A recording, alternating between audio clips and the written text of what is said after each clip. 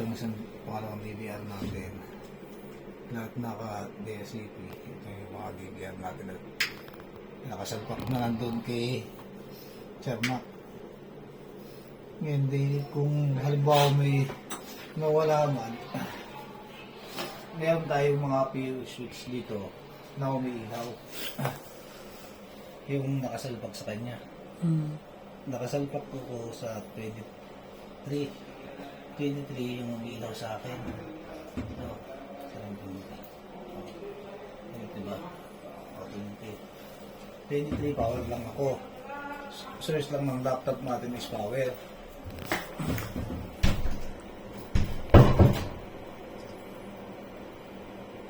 Power lang ako dyan sa kanya. Wala akong link.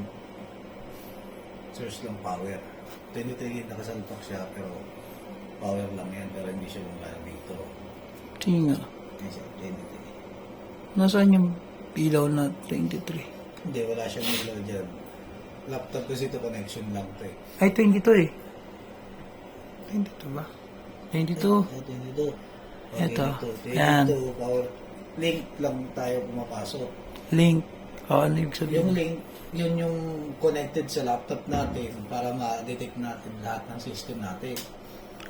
Ngayon, kung halimbawa may mawala dyan sa bawat link niya, dual yan eh.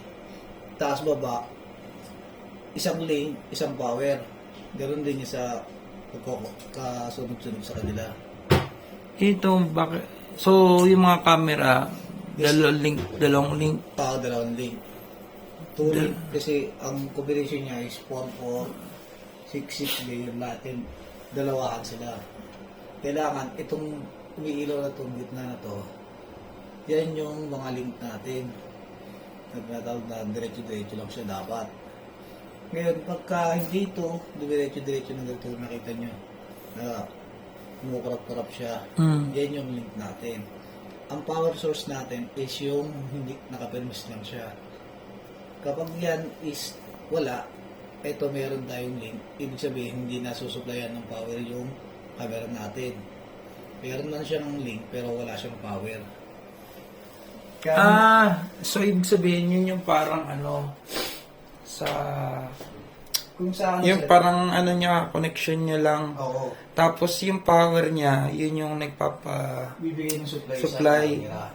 Kasi walang wire to. Diba? Lahat yan may function yung niyan, diba? Oo, sir. Sa RJ45. Ngayon- Yan na yun. Oo. Nagkakaroon naman tayo ng problema, sir, kung magka-troubleshoot, example natin, magka-sample ako para nakita mo. Sige. Sabihan nila lang si Sir Maxa. Ngayon, yung 20. Ito yung 20 natin. Mawawala ka. Yan. Ngayon, ito yung 20. Dito sa taas natin, sir, may mawawala tayong isang IP. Magiging ang lalabas sa kanya is 74 na lang yan. Kanina 75. Diba? Oo. Ibig sabihin, hindi gumagana yung isang camera natin. Kasi lahat ng total dito, kasama DVR natin, is pumapasok sa kanya. Ngayon, para bumana siya ulit, kailangan bumalik ulit yung source niya ng power, tapos yung link ay sumabay sa kanya. Pero kailangan dapat sasabay yan, yung link niya. Ngayon, di ba, medyo matagal siyang magpasok. Kasi nagbabasa pa siya. Yan, tira mo mamaya konti, sasabay na ulit. Sumabay siya. Ngayon, kailangan sa laptop natin is babalik na rin siya rito.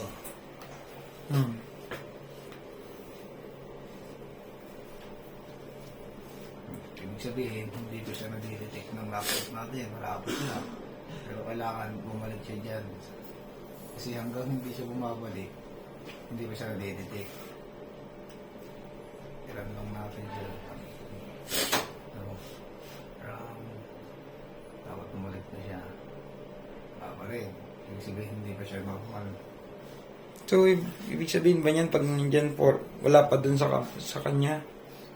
Ano na siya, pabuhay na siya roon, pero pagdating sa laptop natin is hindi ko siya binabasa.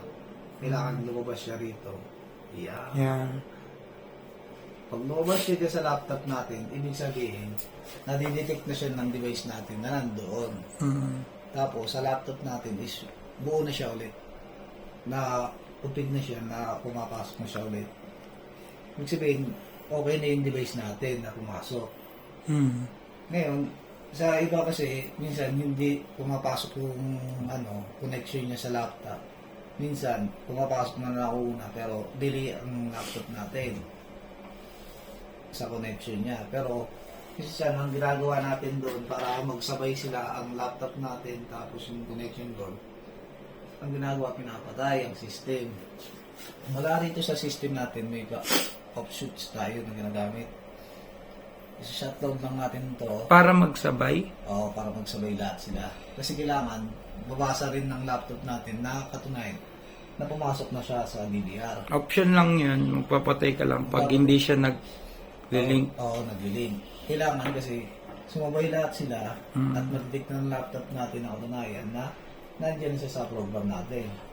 Ngayon, kapag hindi pa rin siya lumabas, kailangan natin is down para yung link niya is dumiretso ulit ng pantay. Kailangan kasi magkakasunod sila na mag-link na parehas. Hindi sila pwede yung isa-isa lang na kukurap, isa, tapos babalik. Kukurap, babalik. Hindi siya na-detect ng laptop natin. Ngayon, pagka hindi pa rin siya na-detect, kailangan natin mga option, i-shutdown natin yung source ng kuryente niya. Ito kasi yung source ng kuryente natin na nakasaksak sa UPS natin. Ang UPS naman natin, pag na-supply na ulit, hintay lang natin magkaroon ng power ulit sila. Yung sinasabi ko sa inyo, stable na power, kailangan naka-stable na. Pag nag-stable na lahat yung power nila, tapos dahan-dahan silang bumabalik. So, kanina, di ba, ang tagal na bumalik. Pero dahan-dahan lang siyang nag-detect. Sumasakay. Hanggang mag-combination na silang sunod-sunod na nag-delete ng ganyan. Dapat hindi sila magsusulo ng link. Kailangan pareha sila. Kung ano yung pagkakasunod-sunod nila, dapat sunod-sunod din sila nag-link. Yan yung sinasabi namin sa inyo, sir. Na pagka nagkaroon, may power siya, pero wala naman siyang link. Then, yun naman yung purpose naman yun, sir. Kung may power siya, wala siyang link, nire-repair natin yung mga RJ45. Katulad ko ito. Magre-repair tayo. Magpapalit tayo ng isang piraso galing dito sa system. I-connect natin ng bago. Then kung hindi pa rin siya gumana, update tayo sa isang camera natin. Hindi tayo gagamit ng backbone. Gagamit pa rin tayo ng unang ginamit na natin na linya sa kanya. Kailangan kung yung linya niya is nagkaroon ng problema, saka tayo gagamit ng spare natin. Kaya tayo, di ba, sinabi nga natin na may kung anis tuto tayo sa cable natin, spare lang siya. Pero ito, kailangan gumana pa rin yung number 1 natin. Bakit ito nakaano na? Ito yung ginamit ni ano? Oo, sir. Ito yung ginamit ni... Sino ba yun? Ni Ariel, tama? Kasi ito, nakita ko to 59A. Hindi to gumagana, yung 2. Hindi. So, ibig sabihin, may problema to. Oo. Wala na to. Wala na yan, sir. Ito na yung ginamit niya. Yun. Spare na. Anong kaya naging problem nito? Ito, sir, nagkakaroon tayo sa spare ng ganito na hindi gumagana. Yung pag-print ng RJ45 natin. Yun yung sinasabi ko sa inyo, pagka hindi siya nadidetect. Yung RJ45 kasi, minsan naglo-lose, doon tayo nagkakatalo. Pero minsan, isang ayos lang ng pag-print, saka na bumabalik yung condition niya. Katulad ng Ito. background nito. Kaya nagtaka ako dito. Sabi ko, wala to. Ito yun. Oo, yun. Pero, ginamit na kasi ni Ariel to para sa kanya mabuhay. Hindi, yun nga yung tinanong ko. Kasi kala ko, nagawa niya na yung original pa rin yung ginamit. Gym to Oo, si Jim yan, sir. Anyway, sige. O, yun lang. Parang ganun yan, di ba? Okay. Kailangan sa ganyan, sir, may gamit na kayo niyan, sir, na printer, RG45 na spare. Kailangan meron kayo niyan. Kasi, totally, kung matapos yung quarantine natin dito, siyempre, kayo na dapat nung magsisave